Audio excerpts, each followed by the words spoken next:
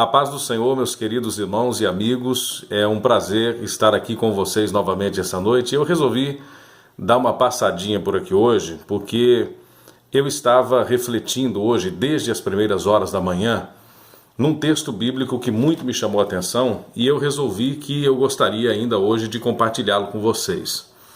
Eu espero que este texto realmente fale aos vossos corações e gostaria de deixar uma mensagem muito direta, muito objetiva, a respeito de um assunto específico, e eu gostaria que você prestasse atenção. O texto que eu quero ler para você, e eu farei essa leitura na Bíblia King James, está na primeira epístola do apóstolo Pedro, no capítulo 1, a partir do versículo de número 3, que diz assim a palavra de Deus. Bendito seja o Deus e Pai de nosso Senhor Jesus Cristo, porque de acordo com sua extraordinária misericórdia, nos regenerou para uma viva esperança, por intermédio da ressurreição de Jesus Cristo dentre os mortos, para uma aliança que jamais se extinguirá, nem tampouco será desonrada ou perderá o seu valor. Herança preservada nos céus para vós, que sois protegidos pelo poder de Deus, por meio da fé, até a chegada da salvação, prestes a ser plenamente revelada no final dos tempos. Portanto, nesta verdade exultais, mesmo considerando que agora, e por algum tempo ainda, tenhais de ser afligidos por toda espécie de provação.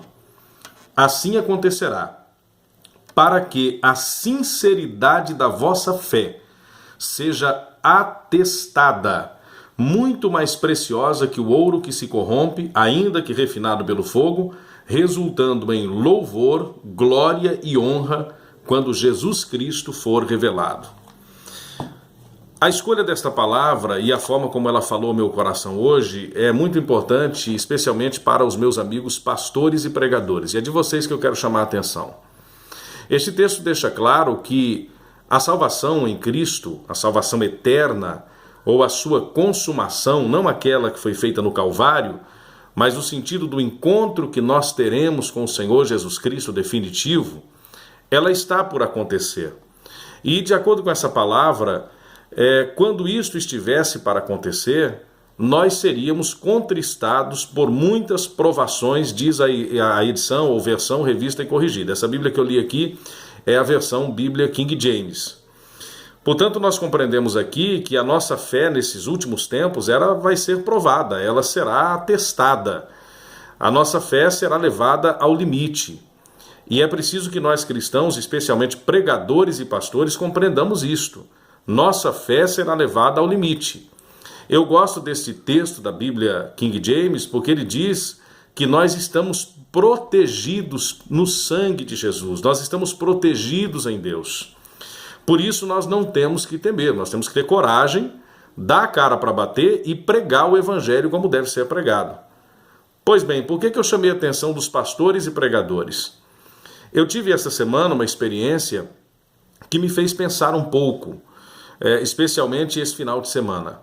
A experiência foi a seguinte: um pastor amigo meu, pastor de uma igreja aqui no centro-oeste brasileiro, teve um tumulto no culto que ele estava fazendo, porque o pregador, pregando o evangelho, anunciando as boas novas, fez referência, no meio da pregação, a um testemunho pessoal dele.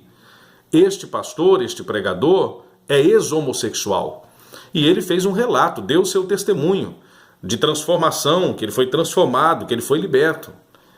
E para surpresa do pastor, alguém chamou a polícia que veio na hora do culto, queria interromper o culto, entrar no culto, algemar o pregador, e aí o pastor foi ameaçado com processo, etc, etc. Quero deixar claro que a ação ou reação do pastor foi das melhores possíveis. Eu vi ali, pelo relato que eu ouvi, um homem de coragem que procedeu como deveria ter procedido, inclusive não permitindo que os policiais entrassem durante o culto para fazer nenhuma apreensão ou qualquer abordagem a quem quer que seja. Eles esperaram lá fora, até porque não tinham mandado para entrar. Parabéns a este pastor, meu amigo, que agiu dessa maneira. Por que eu resolvi gravar esse vídeo? Porque nós estamos tendo um problema entre pastores brasileiros, igrejas brasileiras, e eu quero chamar a atenção de vocês para isto, E quero fazê-lo da maneira mais humilde possível, deixando claro que eu não sou melhor do que ninguém. Eu não sou maior do que nenhum pastor, do que qualquer pregador algum, do que qualquer nome de pregador, de conferencista. Eu sou um simples servo do Senhor, também pregador do Evangelho pela misericórdia de Deus, desde os 12 anos de idade que eu prego a palavra de Deus, e nos últimos 18 anos tenho viajado consecutivamente levando a mensagem de Deus por todo esse Brasil. Deus tem me dado esse privilégio, como tem dado a você, pregador, e como tem dado a você também, pastor de igreja, como eu também sou pastor, o privilégio do chamado pastoral. E o que eu estou vendo é muito triste em alguns pastores. Eu estou assistindo um acovardamento. Está havendo por parte de alguns ministros evangélicos no Brasil e de alguns pseudo-pregadores um espírito de covardia, porque estão preferindo pregar uma mensagem da teologia da prosperidade ou triunfalista, uma mensagem que massageia o ego das pessoas, do que realmente pregar o Evangelho de Jesus Cristo, que salva o pecador, que o liberta dos seus pecados e que o leva para o céu. Eu não vim aqui nesse vídeo falar contra a prática de homossexualismo ou homossexualidade, como você quer entender. Eu vim aqui simplesmente dizer a vocês que, independentemente do pecado que nós estivermos apontando, nós seremos perseguidos. Agora, mais do que nunca, nesse último tempo, a igreja será perseguida em todo o tempo. Nós seremos perseguidos pelos meios de comunicação, nós seremos perseguidos por algumas autoridades, nós seremos perseguidos por algumas leis confeccionadas contra, a liberdade de se pregar o Evangelho. São muitos os pecados apontados na palavra de Deus e nós não podemos, como evangélicos, recuarmos na pregação do Evangelho. Evidentemente que eu, como qualquer outro pregador, eu prego o amor de Jesus Cristo que salva o pecador, que leva o pecador para o céu. Eu prego a transformação, eu prego a misericórdia, eu prego a graça que há em Jesus Cristo.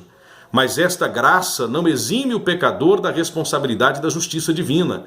E, vez ou outra, o Espírito Santo nos conduz por um caminho no meio da mensagem, seja num congresso dentro da igreja a portas fechadas, seja nas ruas numa cruzada evangelística, seja pregando no pessoal, no corpo a corpo com alguém. Deus nos conduz, através do Espírito Santo, a pregarmos uma mensagem que alguém na plateia, ou que muitas pessoas na plateia, precisam ouvir.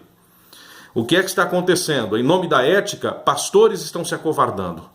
E eu gostaria de perguntar a esses pastores o que é isso que está acontecendo. Alguns dizendo, eu já ouvi vários dizerem, pastor, nós temos poucos recursos para nos defendermos. Eu estou falando em todo o Brasil. Pastor, a igreja tem que tomar cuidado, nós temos que ter sabedoria, nós temos que ter ética, nós temos que ter uma certa sabedoria, uma certa prudência para pregar, porque melhor do que não temos o púlpito para pregar, do que temos o púlpito para pregar, do que não temos o púlpito para pregar, é tê-lo para pregar. Ou seja, é melhor não ir preso e continuar com o púlpito. É uma desculpa esfarrapada. Me perdoe os senhores pastores e pregadores. Eu sou muito direto, eu não faço voltas para pregar o Evangelho. Meus amados, nós temos que pregar o Evangelho da maneira como ele é, sem medo, com ousadia, com coragem. Deus me deu um espírito de coragem, de ousadia para pregar o Evangelho. É evidente que eu respeito os púlpitos, eu respeito os pastores, eu respeito as pessoas e não vou sair por aí pregando, ofendendo pessoas. Mas o que é isso que está acontecendo, que nós estamos vendo pastores e pregadores se acovardando, igrejas se acovardando e querendo amordaçar os seus pastores por causa de leis que criaram. Ora, meus amados irmãos, me perdoem a sinceridade, nós fomos chamados para pregar um evangelho genuíno, puro.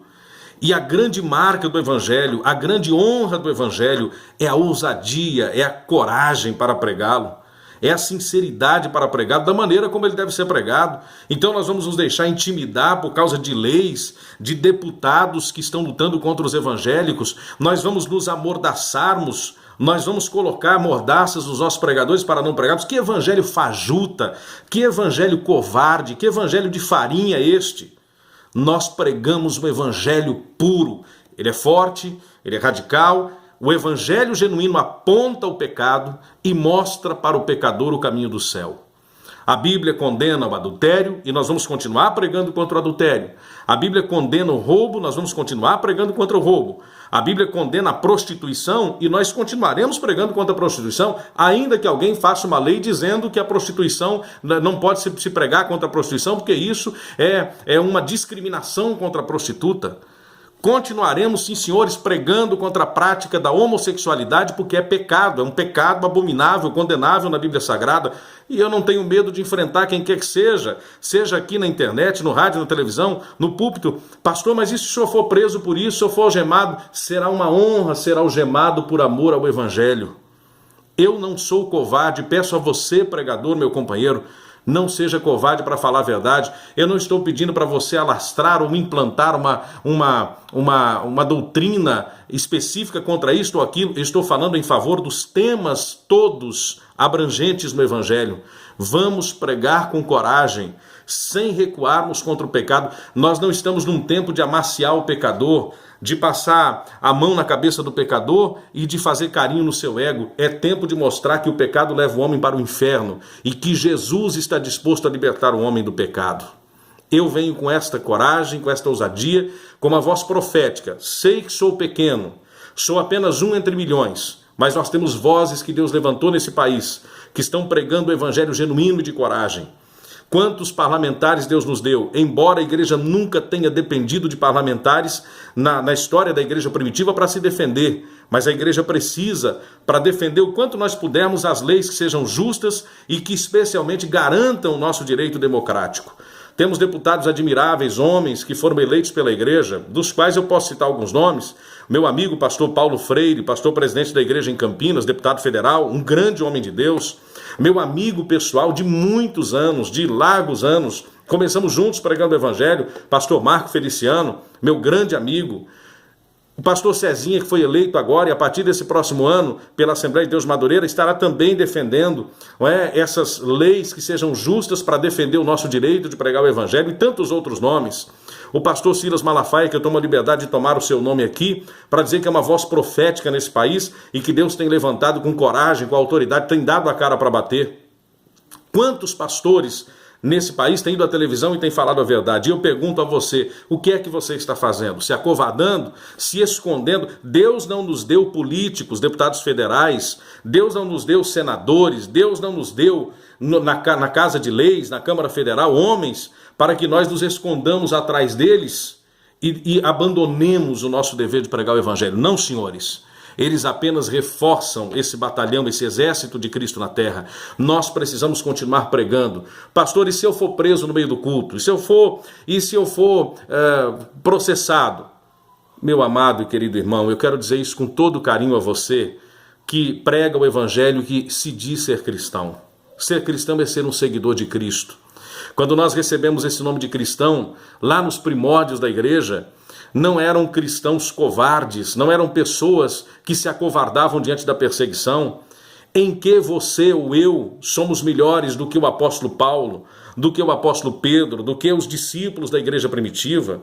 Ora, Paulo morreu martirizado por causa do evangelho. Pedro morreu martirizado por causa do evangelho. Tiago morreu martirizado por causa do evangelho. Não venha me dizer que isso é uma teologia simplista, porque não é. O evangelho que se pregava era um evangelho de coragem, que os cristãos davam a cara para bater e não tinham medo de serem martirizados. Eles eram testemunhas, como está em Atos 1:8. Recebereis a virtude do Espírito Santo e ser-me-eis testemunha. Sabe o que é ser testemunha? Ser testemunha é ser capaz de morrer pelo evangelho. Se eu for algemado, repito, no meio de um culto, serei com honra. Se eu for morto por causa do evangelho, serei honradamente. Se me proibirem de pregar o evangelho nos altares, eu pregarei nas ruas. Se me proibirem de pregar nas ruas e me levarem para os presídios da vida, que em nome de Jesus isso não acontecerá, porque nós vivemos num país democrático de constituição de livre ir e vir. Se isto acontecer, onde eu passar, nós vamos pregar o evangelho da mesma maneira que ele é. Eu tenho coragem de pregar o evangelho e não sou melhor que você. Eu apenas observo a palavra de Deus como ela é. O que era a igreja primitiva? A igreja primitiva não era uma igreja de covardes, era uma igreja de gente corajosa que pregava o evangelho com ousadia e não tinha medo das perseguições.